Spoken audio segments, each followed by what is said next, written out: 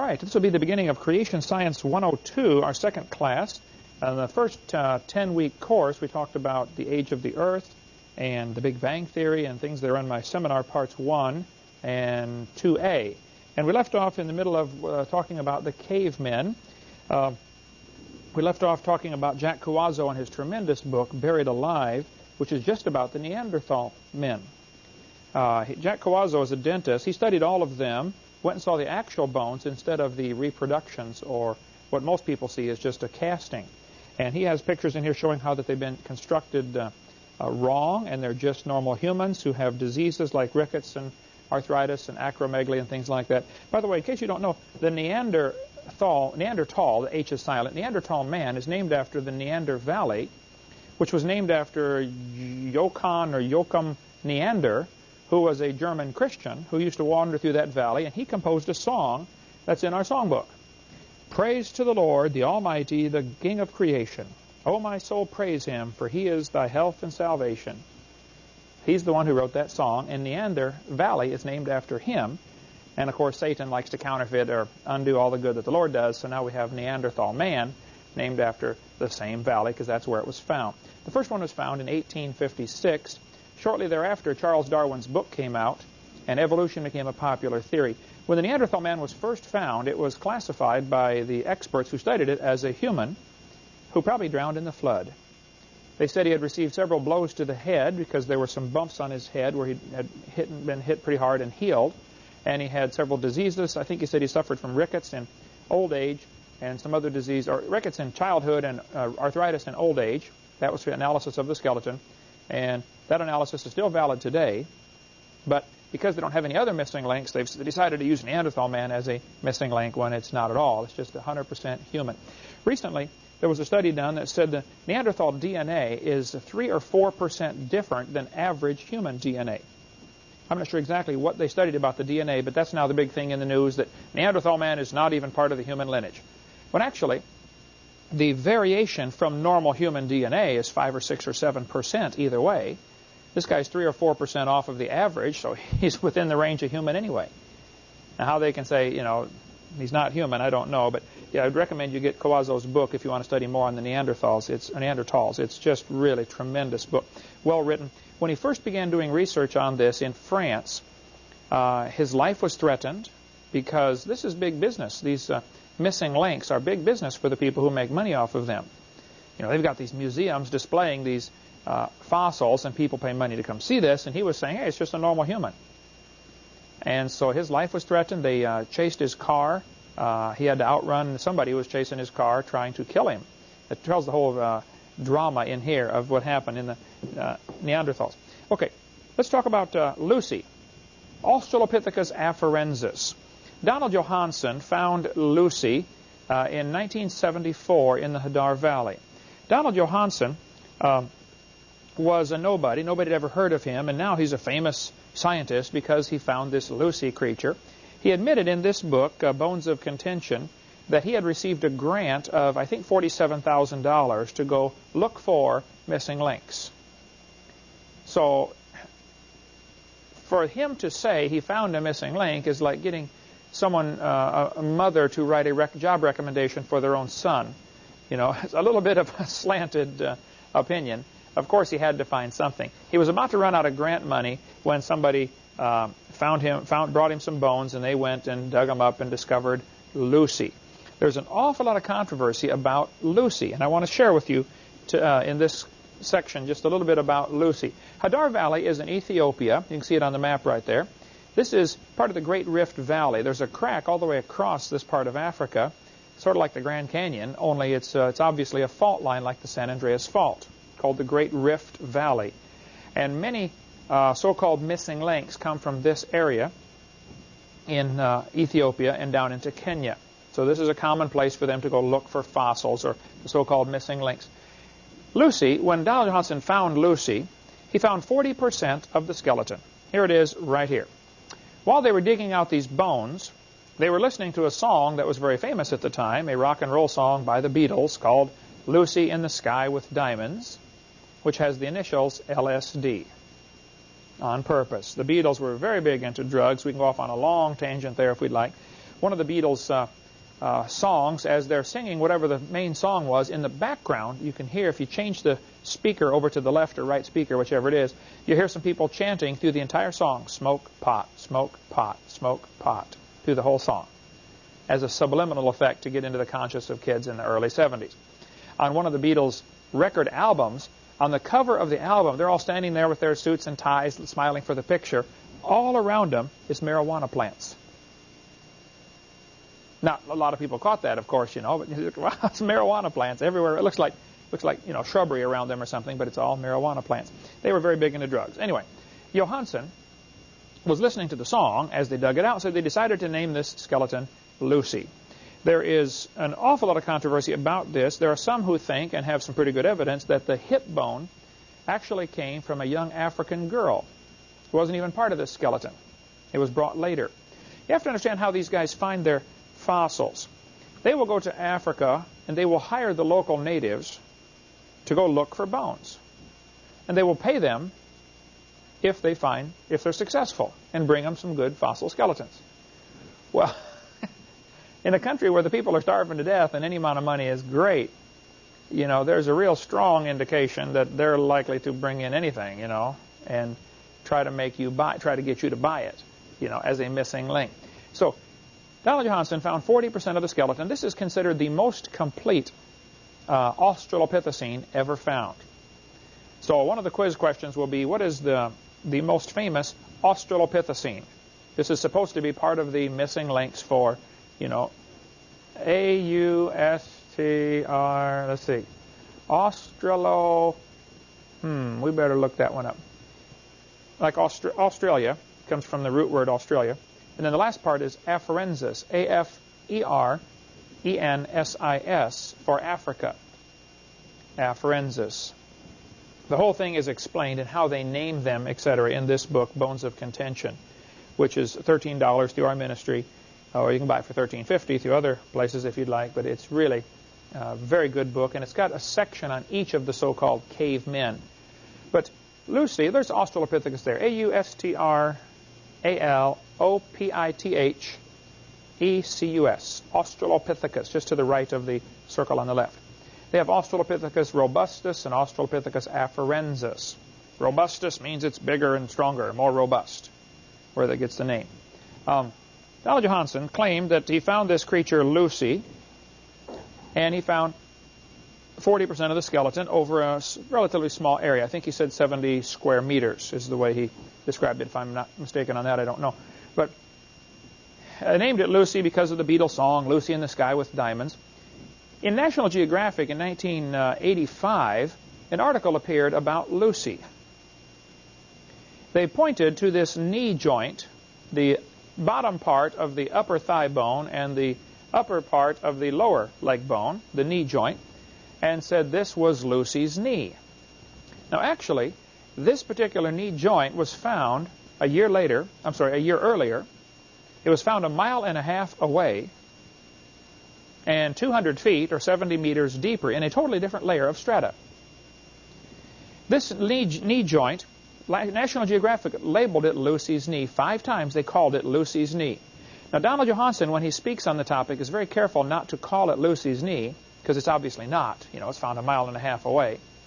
But Tom Willis of the Creation Ministry in Kansas City area has a great article about Lucy's knee joint, and we'll get you some copies of this. Lucy remains at college.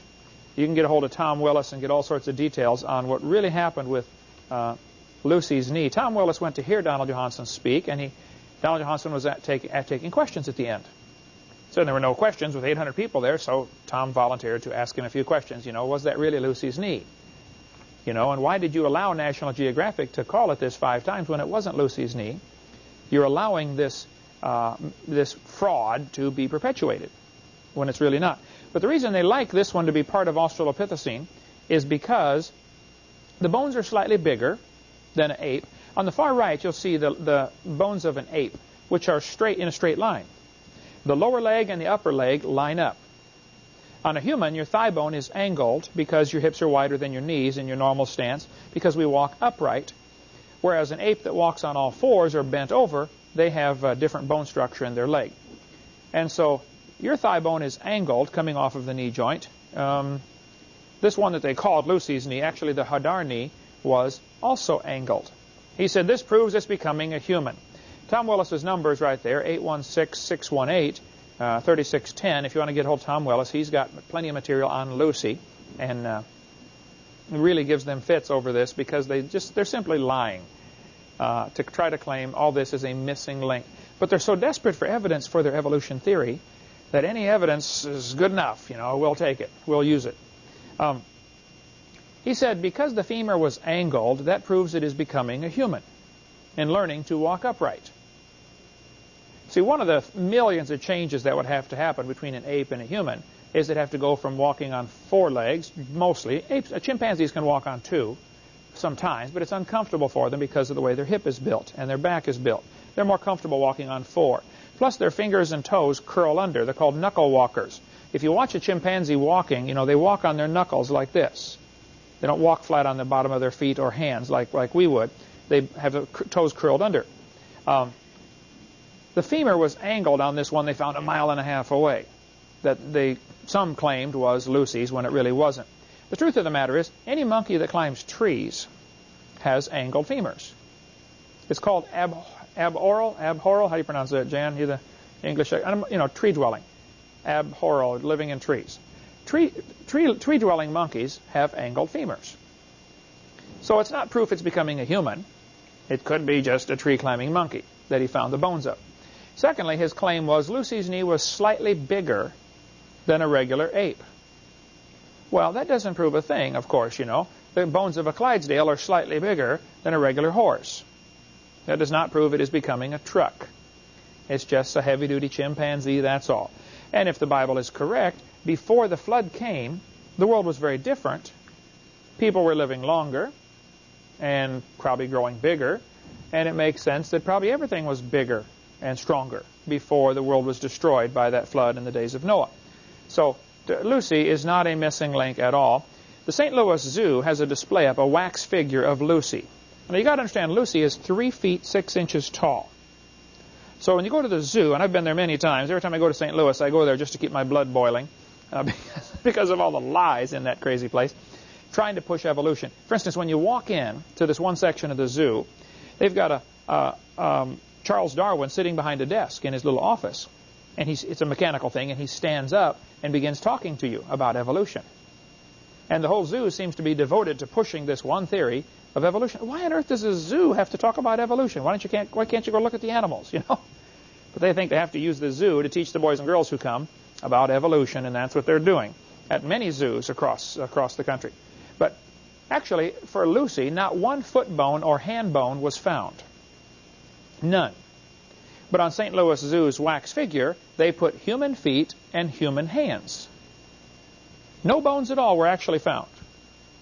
Other Australopithecines that have been found all had curled toes. They were obviously knuckle walkers. And their big toe was separated from their other toes, indicating it's called a grasping foot, where they can actually grab a tree branch with their foot. You can't do that because your toes all line up, and your big toe and other toes line up. But all the other Australopithecines had this grasping foot with a toe separation. But the St. Louis Zoo put Lucy with human feet on there. There's no telling how many hundreds of thousands of kids go through this thing and see this every year and are impressed with the idea, wow, they have evidence for evolution. And it's just pure propaganda. That's not evidence for evolution. A professor from Washington University said, the statue is a complete misrepresentation. And I believe they know it is a misrepresentation. That is a fancy word that means a lie. The zoo director of education, Bruce Carr, said, zoo officials have no plans to knuckle under. I don't know if there's a pun intended there or not, but certainly would be one.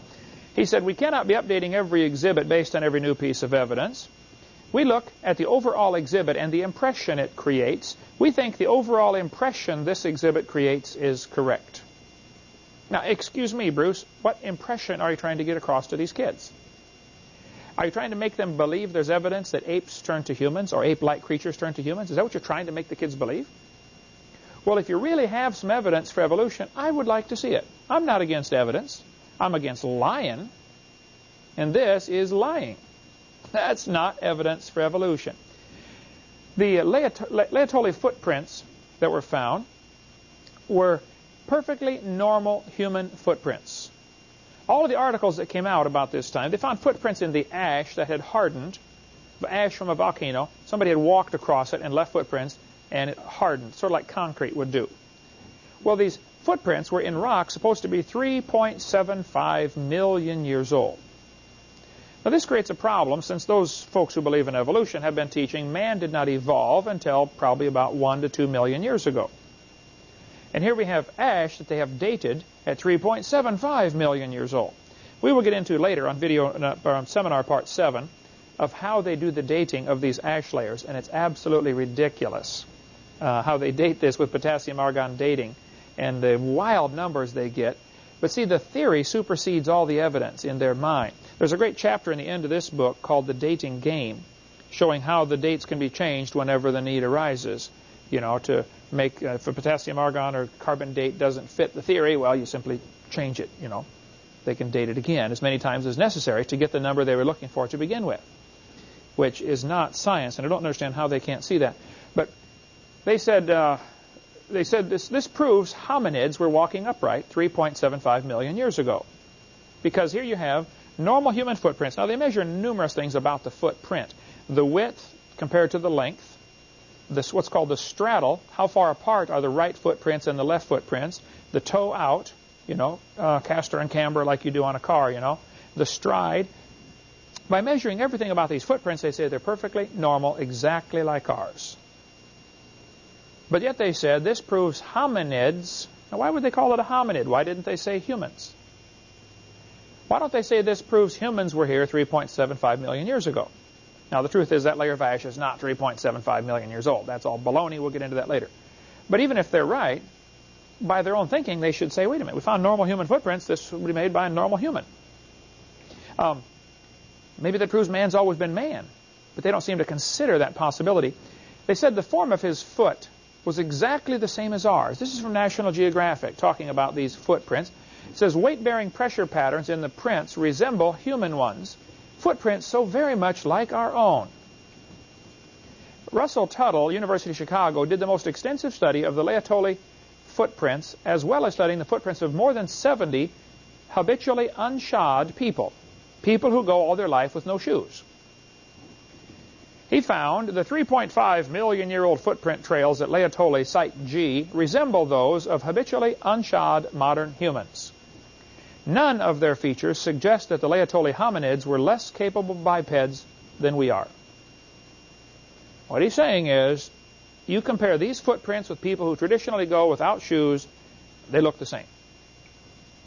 He said, if the G footprints were not known to be so old, we could readily conclude they were made by a member of our own genus, Homo. Now, do you understand how the evolution prejudice destroys their normal thinking process? If you walked along the beach and found some human footprints along the beach, you would conclude that a human just walked there in the sand, obviously, right? Here they find normal human footprints in the ash, but because they've already decided this layer is too old, therefore, we know it can't be human, but all the evidence says it was.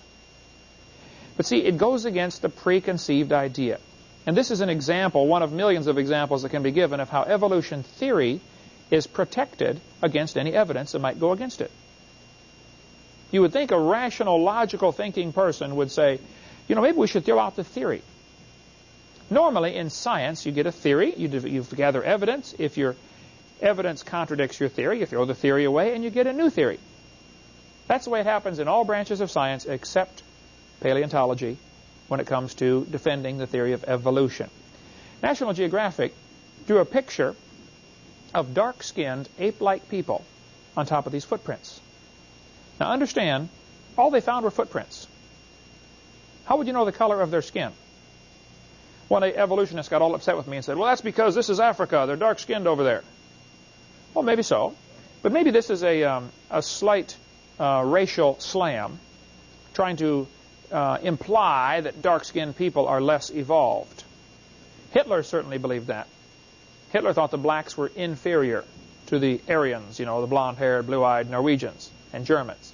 And we'll get into more of that much later on seminar part 5 of my series on how Hitler's philosophy and racism tie together in evolution.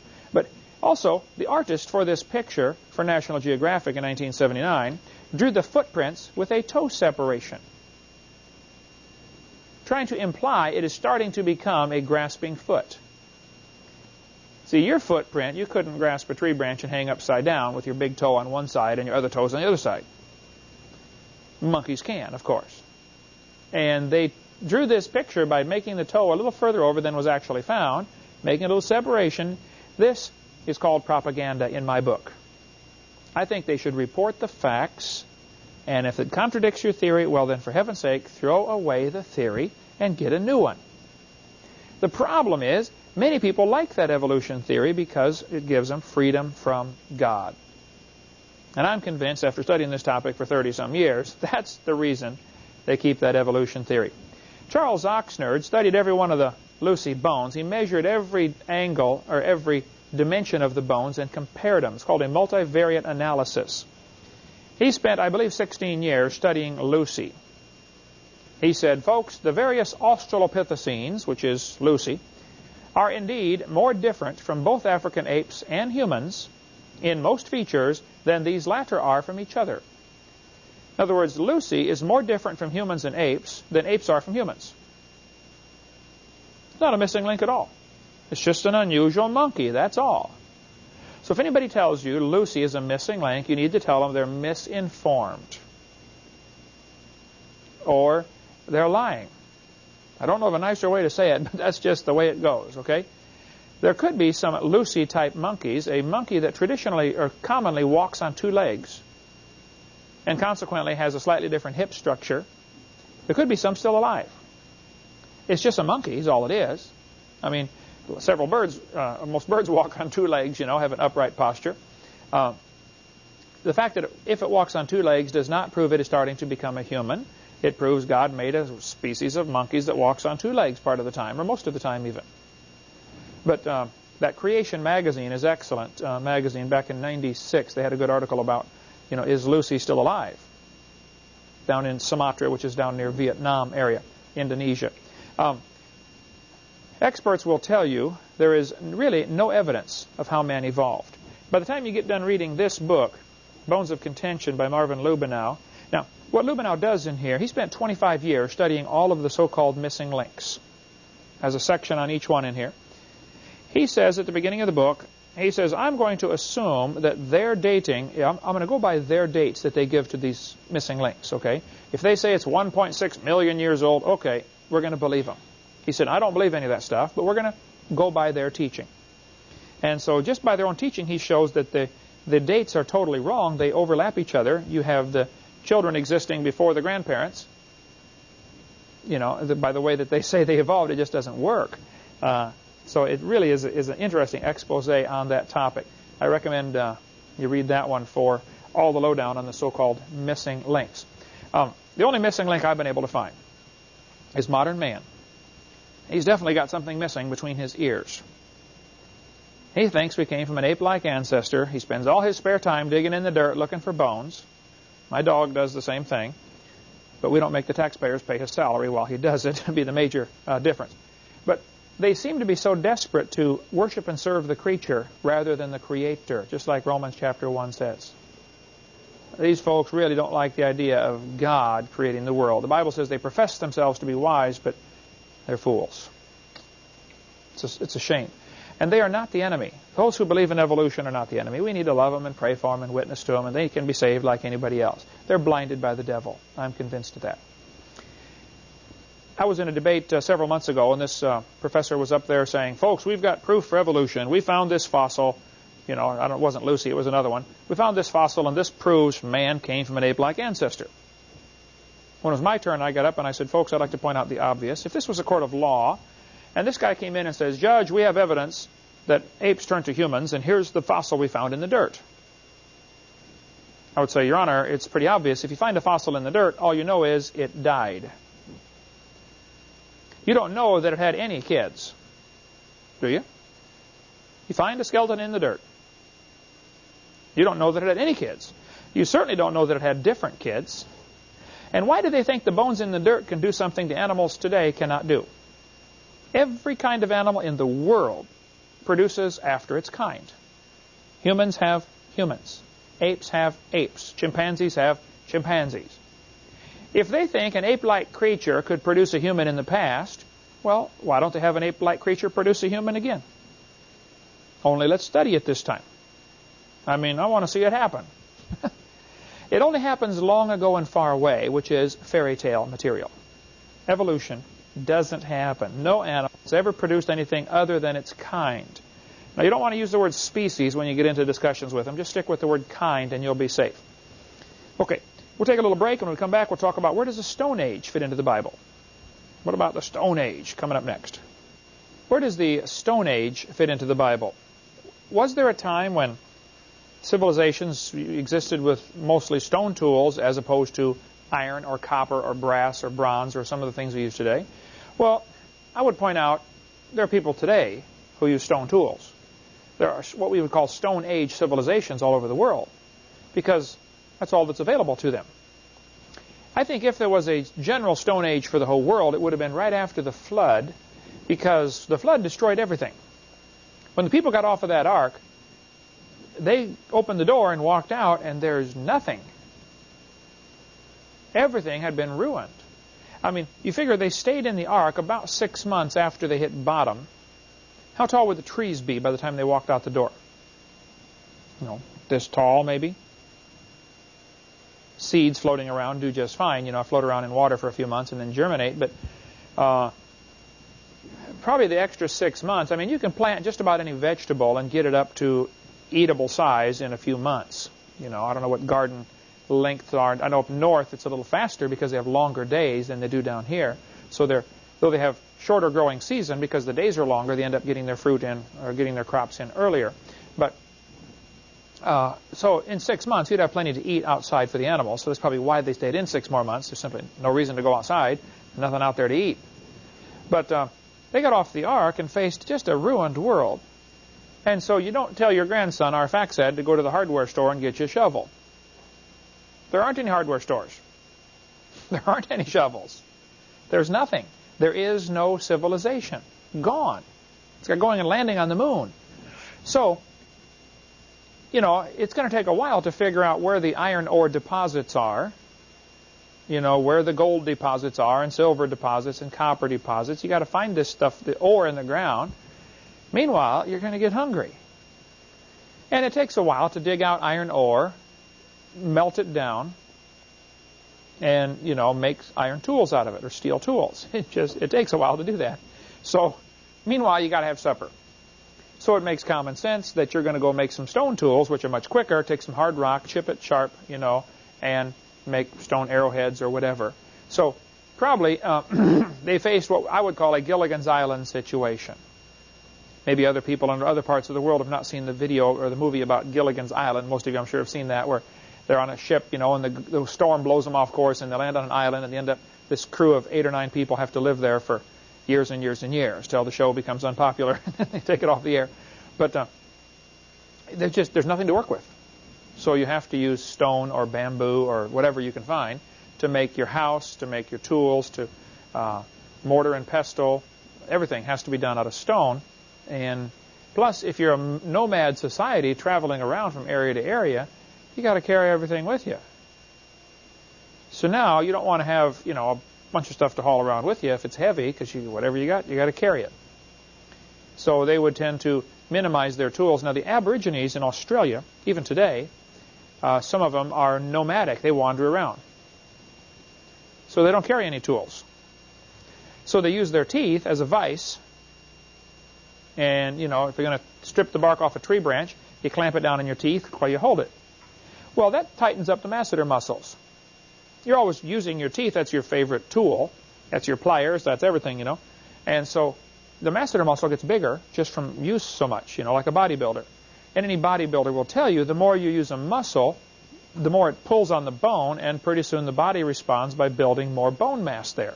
So the bones actually get bigger. So Aborigines typically have bigger jaws and a different shaped face than ours. And it's nothing to do with evolution. That's a bodybuilder. They're using their jaws more. That's all it is.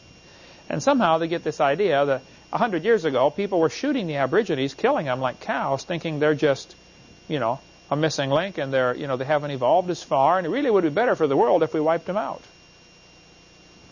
In 1904, at the St. Louis Zoo, where the zoo is today, they had a World's Fair there. 1904 is held in St. Louis. They had a display. A section of the zoo was set up with all pygmies, with their pygmy huts and fires and families living there, as an evolution display to show they hadn't evolved as far. One fella, Ota Benga, his name is, was taken away from his wife and 2 kids and put in a cage with chimpanzees as evidence for evolution. The guy's a little pygmy, about 4'5" or something like that. He went insane and killed himself.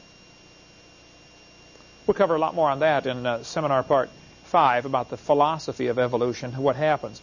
But before the flood, things are doing great, even though the world had been cursed. Now, the Bible doesn't tell us when the curse was, when Adam sinned. I suspect they probably lived in the garden for 100 years. Just for sake of argument, let's assume the only facts we have to go on as far as when Adam and Eve sinned and were kicked out of the garden. Here's the only facts we have. Adam was 130 when Seth was born. Before that, they had 2 kids, Cain and Abel, but no dates are given. They were out of the garden before any kids were born. So they could have easily been in the garden for 100 years before they sinned. I think some people tend to read the Bible and say, wow, God made them, and they sinned immediately.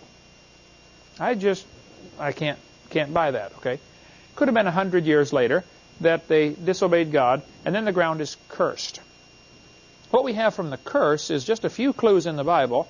Thorns and thistles are going to come up. It's going to be pain in childbearing, and it's about all you're going to get from the Scriptures. You're going to have to work for a living now. So apparently something changed. Now, God gave a lot of commands to these people in the garden before the flood. He told them to eat all vegetables and plants. We'll see that later on. Genesis 1:30, 29 and 30. All the animals were vegetarian. They were supposed to be. But that doesn't mean everything was obeying God. I mean, the reason we had that flood is because they were disobedient. So the fact that God told them to do something a certain way does not mean that they were. I mean, I hope they were, but apparently somebody wasn't, because God had to come down and destroy the whole world. But before the flood came, under this canopy that the earth had, we talked about that in the last class, the canopy of water is probably the best theory, though it's not provable, probably the best theory to explain why things were so different before the flood. Rhinoceros was found in Nebraska, a hornless rhinoceros, 18 feet tall. We figure this ceiling in here is 12 feet tall. 6 feet higher than the ceiling. That's a big rhinoceros. It was 30 feet long. This room is 32 feet wide. That's a big rhino, okay? Now, the textbooks will tell the kids this is a prehistoric animal. Now, this is interesting. The word prehistoric was just invented in the last 100 years or so. I got some old dictionaries to look up the word prehistoric. Somebody sent me one from 1766. Dictionary of the English Language. When I went to look up prehistoric, it wasn't there. So if you had seen somebody during the time of the Revolution here in America and said, what do you think about the prehistoric times? Well, they wouldn't know what you're talking about. There's no such thing. Because in their mind, history starts at the creation. And the world is 6,000 years old. That's what they believed. In 1860, during the Civil War, if you had asked Robert E. Lee, what do you think about prehistoric times? There was no such word. The word did not exist. Darwin's book came out in 1859. Now, there were people before 1859 who believed the earth was millions of years old. But the majority of the population believed the Bible was right. The earth is about 6,000 years old. Because that's what the dates add up to if you figure it out. That's what it says. I haven't been able to find the exact year the word prehistoric was added. If you want to do that, send it to me and let me know. Somebody sent me a 1928 dictionary. It is in there. That's the earliest one we can find it in. And the last one I've seen that we can't find it in is 1860. So somewhere during that time frame, I would guess around 1900, the word prehistoric was added to the dictionary. Now, there really is no such thing as prehistoric. There is no such thing. See, the Bible says, in the beginning. Well, how do you go before that? There are things that are pre-flood, but that is not prehistoric. So don't fall for that. I think before the flood, if there was a canopy overhead, it would increase air pressure. Now, increased air pressure changes the size of insects you can have. This dragonfly fossil was found that has a 3-foot wingspan. That's a big dragonfly. How'd you like to run into that thing at about 70 miles an hour? You take the bug deflector and the hood right off and come on through the windshield and join you in the front seat. They just were huge. Now, insects breathe through their skin through what's called spiracles. They don't have lungs and nostrils like we do. They have to absorb oxygen through their skin. Which means the larger an insect gets, the more volume it has to its body compared to its surface area. We'll go explain that just a little bit. All right, let's talk about what happens as any object becomes larger. This is something, I don't know what the technical name for it is, but it's the surface area to volume ratio, and it changes. I'll show you how this works. Let's take a cube that is 1 inch on all sides, 1 inch by 1 inch by 1 inch. So the side is 1. The volume is 1 cubic inch. How many square inches of surface are required to make a cube like that? 6. You have 6 square inches, like a dice has 6 sides on it. So you have 6 square inches of surface area. So my volume, my ratio of my surface area compared to the volume is 6 to 1. You follow me? This 1 cubic inch of material has 6 square inches to absorb things through. If it was an insect, it has 6 square inches of skin through which it can absorb oxygen to supply 1 cubic inch of body. Let's change it to 2. 2 inches by 2 inches by 2 inches. Our side is now 2. What is our volume? 8. 2 times 2 times 2 is 8. What is our surface area? Each side is 4, and there are 6 sides, so it's 24, right? What is our surface area to volume ratio? 24 to 8, which reduces to 3 to 1. So by doubling the size, we now effectively only have half as much skin that you can absorb oxygen through.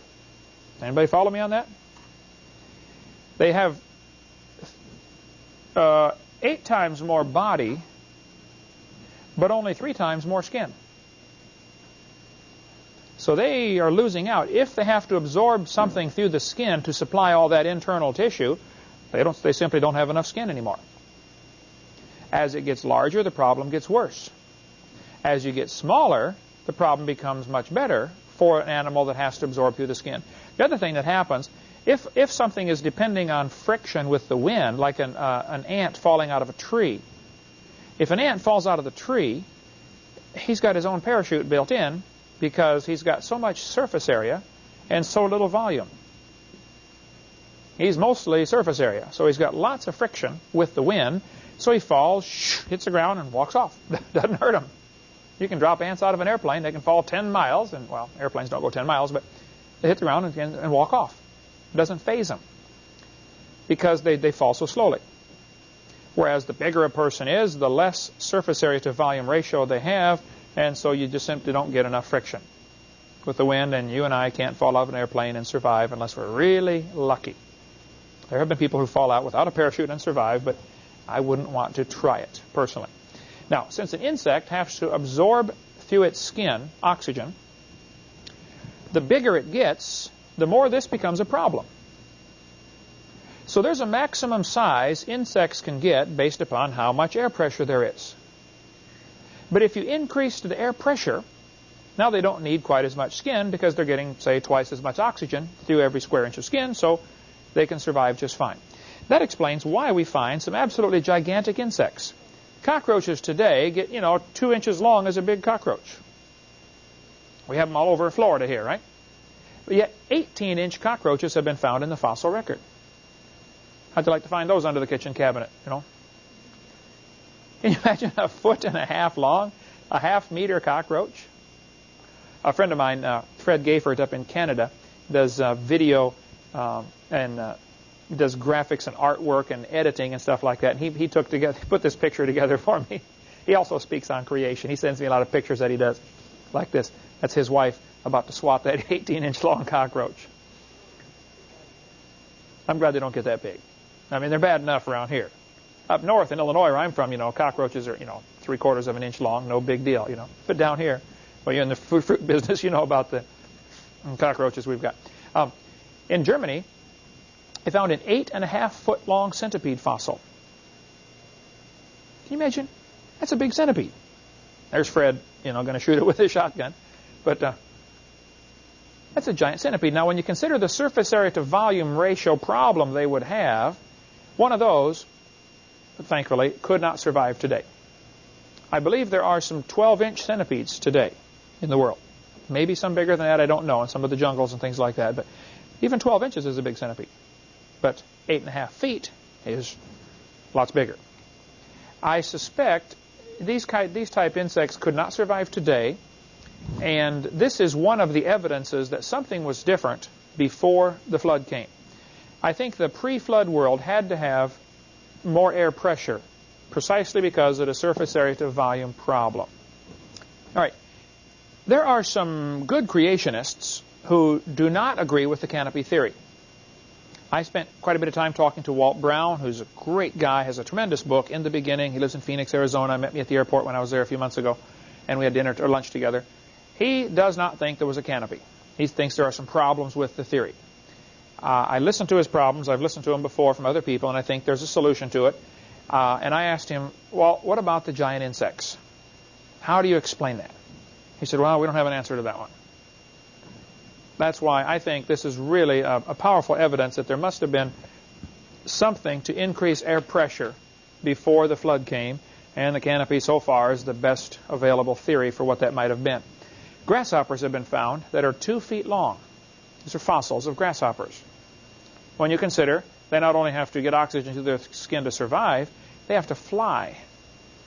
Now, flight takes an enormous amount of energy and a lot more oxygen than just walking does. So they'd have to have something very different about the grasshoppers. Cattail fossils have been found that are 60 feet tall. You figure, a 6-story building. That's a big cattail. Just what's called, they call it a cone. The brown part on the cattail is called the cone. Just the cone is 10 feet long. As high as these pillars. That's the cone on these cattails that are found fossilized. A donkey was found in Lubbock, Texas that was 9 feet high at the shoulder.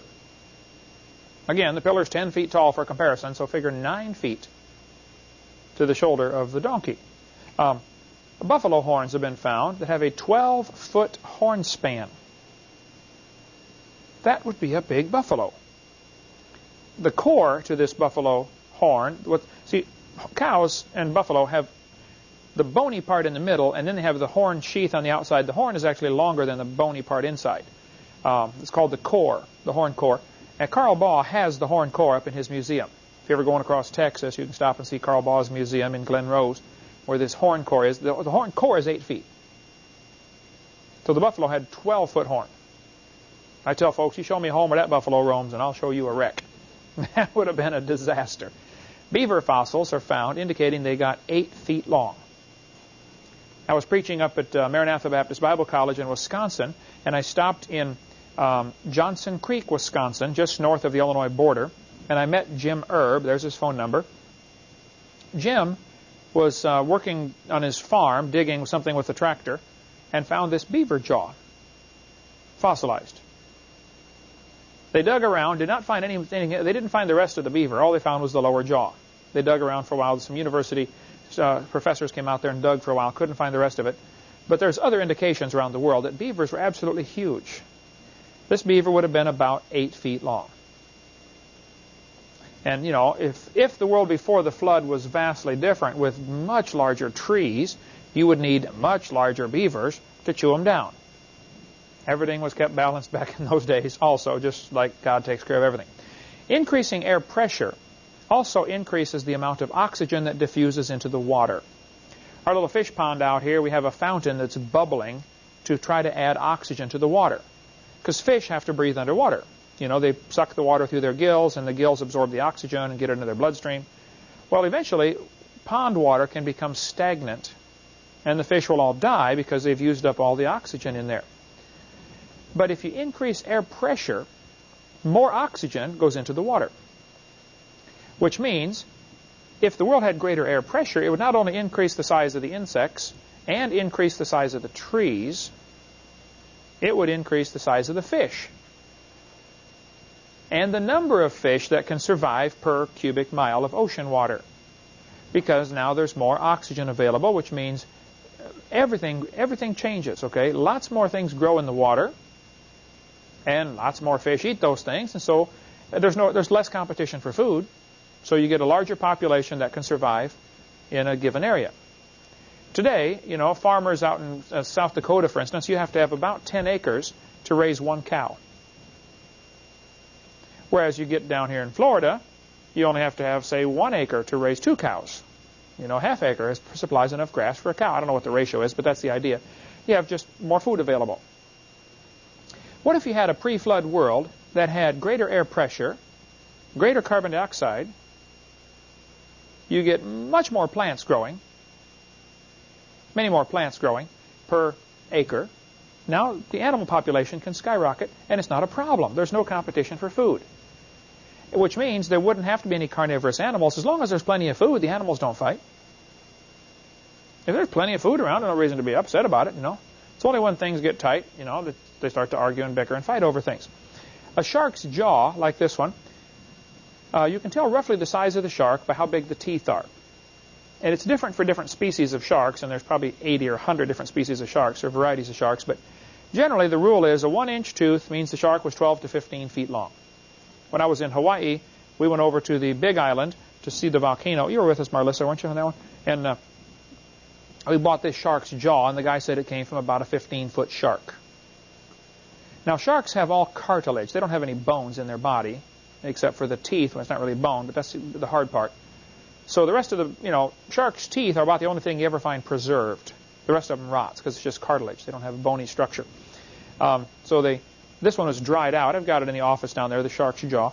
But about 12 to 15 feet for 1 inch of tooth. Now, fossil shark's teeth are found, indicating sharks got to be 80 feet long before the flood. Can you imagine an 80-foot shark? You could walk right into the jaw easily, standing up. One fellow said, "Do you believe Jonah was swallowed by a whale?" Oh, yeah. Well, actually, the Bible says great fish, but could have been a whale. I don't know. I'm not sure if whales in God's classification system but it appears that whales are classified as fish. Anything lives in the water is a fish. Just because we decided to classify whales and dolphins as mammals, and, you know, by our classification system they are, that doesn't mean the Bible system is wrong. They just had a different system of a way of classifying things. But Jonah was swallowed by something that was awful big. The Bible says God prepared this creature to swallow Jonah. God had prepared a great fish, so may have been something special about it. I don't know. But, you know, this one's big enough to swallow a Volkswagen. Certainly big enough to swallow a man. If you get J. Vernon McGee's book, commentary on Jonah, you're J. Vernon McGee, the guy on the radio, you know, this is J. Vernon McGee, you know, God bless you, my beloved. You know, he's been long dead now, but if you get his book on Jonah and read this commentary, he goes through several instances where people or animals have been swallowed and lived, swallowed by a whale and lived. Was that story on the radio this morning about that? Yeah. Some guy named Bartlett washed overboard on a ship and was swallowed and found 2 days later alive, bleached out. His skin never did recover. The rest of his life he looked pretty weird, you know, is the way I understand it. It happened in 1890-something or something, a whaling ship. But he tells that story on there. So sharks were bigger. Turtles, evidence is found that turtles were huge before the flood. This one is in Peabody Museum, which is in Yale University in Connecticut, showing a turtle about 12 feet, maybe 13 or 14 feet. I don't know how long the tail was. That would be a large turtle. Birds fossils. Now, birds don't fossilize easily because their bones are hollow. Because bird bones are hollow, which gives them really more strength and less weight. If you notice bridges, the structure of bridges is often full of holes. It relieves some of the weight and adds more surface area. It goes into another physical problem of if you take a piece of solid pipe and bend it, if you drilled a hole all the way through the middle of the pipe, a hollow pipe would be harder to bend because it has more surface area. Less mass, but more surface area, and actually is harder to bend. So oftentimes, hollow is stronger. Any engineer that builds bridges will tell you, yeah, that's right, you know, hollow can be stronger. And bird bones are hollow, which means they're less likely to fossilize. They're more likely to just crumble, you know, get smashed or something like that. But in spite of that obvious difficulty, bird fossils have been found, indicating they got about 13 feet tall. Now, there were some birds that were on the islands of New Zealand and maybe Australia, even 800 years ago, that the Maori people over there, the Maori Indians, were killing them and eating them. And these birds were 8 or 10 feet tall. Giant birds were alive on Earth just, 800 or 900 years ago. And they were killing them on these islands. Apparently, they've all gone extinct now. Though there are some people arguing that they're not extinct on some of the Pacific islands. Well, who knows? They find some eggs of these things that are enormous. These huge eggs have been found over the last 100 years. Somebody thinks, they're still alive. I don't know. That gets into the cryptozoology study of giant birds. You can read it for yourself and see what you think. Reptiles, lizards, never stop growing. Reptiles grow all their life. Now, people stop growing. What happens? The ends of your bones in your body have a certain type of cell that keeps multiplying and reproducing, and when you reach a certain size, that stops. If you break your arm or your leg at the joint when you're a child, if you break across those special cells that continue to grow, there's a possibility your arm or leg will be actually shorter than it should be because you broke it during childhood while it's in the growth stage. You can break your arm in other places and it won't affect the length of it, but if you break it across those special cells that are continually growing, you may end up with a short arm or something for the rest of your life. Okay, who cares? Anyway, reptiles never stop growing. They grow all their life. When we went to Orlando, I was with Eric, I know. Marlissa, were you with on that trip? We went to Alligator Farm? Okay. We stopped at the alligator farm where they raise alligators they eat them and, make stuff out of their skin and stuff like that. I talked to the manager. He took me and showed me all the stuff around there and got me into the back sides and saw, not part of the normal tour. I made friends with him and I said, sir, can you tell me how big do these things get? How fast do they grow? He said, well, we raise them here under what we consider as close to ideal conditions as we can. Plenty of food, perfect climate, we watch for diseases, and we keep all the ones the same age together. So there's no bully in the bunch. They're all same age, growing together, so there's less fighting that way. Whereas if you have one 14-foot alligator with a bunch of 3-foot alligators, they don't have much of a chance of survival. So we keep them separated by their age group. He said, under these pretty close to ideal conditions, we can get an alligator from an egg in 1 year to 5 feet long. He said the second year, they get up to 7 feet long. So 0 to 5 feet, and then 5 feet to 7 feet. He said then the growth rate continues to slow down, but they never stop growing. They may grow a foot the next year, and 8 inches the next year, and 6 inches the next year, but they just simply never stop growing. Now, how big they get, of course, depends on numerous factors. Genetics, what species is it, what type of alligator, food supply, disease, things like that. But regardless of all those things, the simple fact is they never stop growing. So if you put lizards in the pre-flood world and let them live to be 900 years old, it is known, for instance, that most reptiles can live as long as humans. The Galapagos turtles, have you seen those giant tortoises you see at the circus or at the zoos once in a while? They got these huge turtles. They know they live over 200 years. They suspect they might live 400 years, but who's around to watch it, for 400 years? If reptiles lived even longer than humans, then, of course, the problem becomes worse. But even if they only live to be 900 years, a reptile that never stops growing for 900 years is going to get to be a big lizard after a while. Dinosaurs were probably just giant reptiles that lived before the flood. They did not live millions of years ago. They're just big lizards that lived with Adam and Eve. Even today, reptiles never stop growing. When we first moved in here 11 years ago, I went around and met all the neighbors. Jan, do you remember the folks down the street that had the pet shop? They raised pets to sell. Just where they tore it's in a trailer down there. They've tore it down now, and it's where the PCC print shop is. But I went down and knocked on the door, and the guy said, "Come on in." So I walked in. As soon as I stepped in the kitchen, right in front of me was a 5-foot-long iguana. Just standing there looking at me. I held real still. I said, "Does he bite?" The guy said, "No, we just fed it." I said, "Man, how big's it going to get?" He said, "Oh, they never stop growing." He said, "I raise them right here and sell them to pet stores." I said, "What's the biggest one you've ever seen?" He said, "Oh, I've seen them 10 feet long. Iguanas." I went down 6 months later, knocked on the door. "Hey, how's the iguana doing?" He said, "Oh, we don't know." I said, "You don't know?" He said, "No, he got out." I said, "You mean like outside?" He said, "Yeah, he's around here in the neighborhood someplace. If you see it, give me a call, would you?" I said, "Forget it, man. I'm calling 911 if I see a 6-foot iguana crawling around the neighborhood." He never did find it. Now, he told me, he said it probably won't survive because it's been hand-fed all of its life. You know, it doesn't know how to hunt for food. Plus, some dog or herd of cats or something is going to, you know, worry this thing to death. And he said it's probably too big now to climb trees. Plus, it's certainly too out of shape to climb trees because here we've been raising it in the kitchen all this time. But they just never stop growing. So I think before the flood, they got to be huge. You can buy these today, a Jackson chameleon. You can buy these at the pet store. They have 3 horns on their face.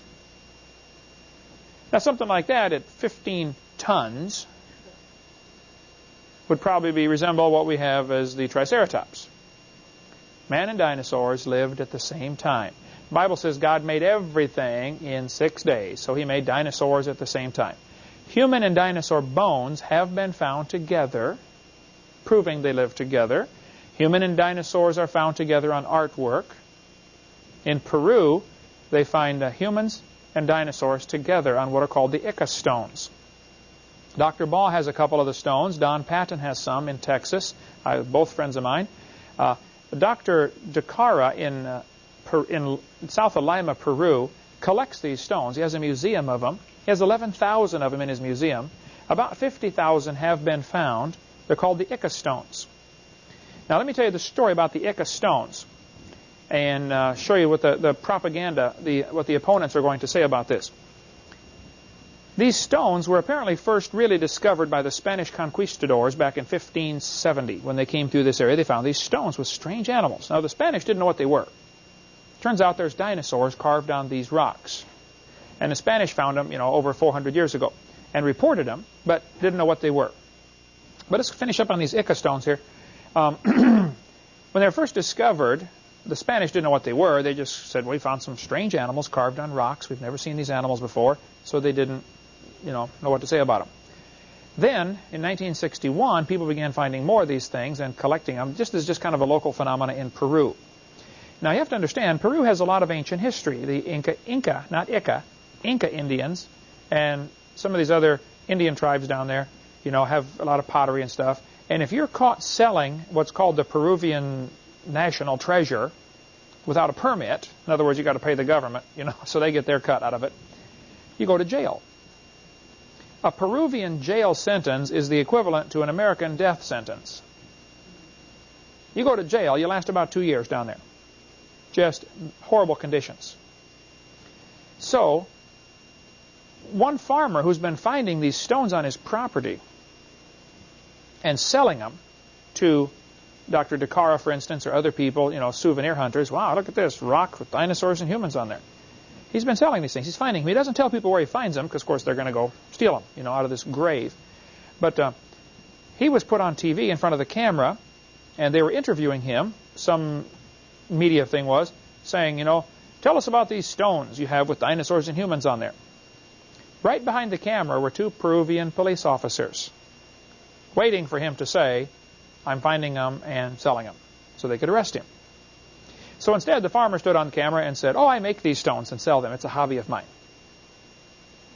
So they said, would you please make some for us right here? And so he carved one, and it was a horrible, like a child's picture compared to real artwork, you know. And nothing at all similar to these stones he's selling. Also, they analyzed these stones and found out they have an oxidized coating. Most materials, over time, they oxidize. They react to the oxygen in the air, and they develop a coating on it. Your car does the same thing. You know, the paint starts to lose its shine as it gets an oxidized coating, and use rubbing compound to get that off and shine it back up. Well, these stones have an oxidized coating that would take a minimum of 200 years to develop that much oxidation. So nobody's making these in the last 200 years. Now, why would anybody make 50,000 stones? Don't they have something else to do with their time than sit around and carve dinosaurs and humans together? The other interesting thing about these stones, we'll get into more of that later, is the dinosaurs that are on there have circles on the side. Nobody has ever seen dinosaur skin, because when you find a dinosaur in the ground, you find the bones. Okay, the rest is rotted away. So nobody knew for sure what dinosaur skin looked like. Until 1992 or 3, I believe, somebody in Bolivia found fossilized dinosaur skin. And guess what? There were Rosetta patterns, circles. The scales were arranged in like nodules on the side. They actually had circles on them. There's no way they could have known that when they made these stones, because the skin was just discovered in the last 10 years. Carl Baugh has the piece of dinosaur skin in his museum in Texas, the one that was found. I met the wife of the missionary, or the best friend of the missionary or something, who found it down in, I believe it was Bolivia or Peru. Bolivia, I'm pretty sure. Anyway, we'll get into more of that later. Okay, so that's about the dinosaurs and humans living together. Next class, we'll talk about dinosaur and human footprints. I've read all the controversy for and against this, and we're going to explain the whole thing about the truth, what I consider to be the truth about the dinosaur and human footprints in our next class. Thank you for joining us.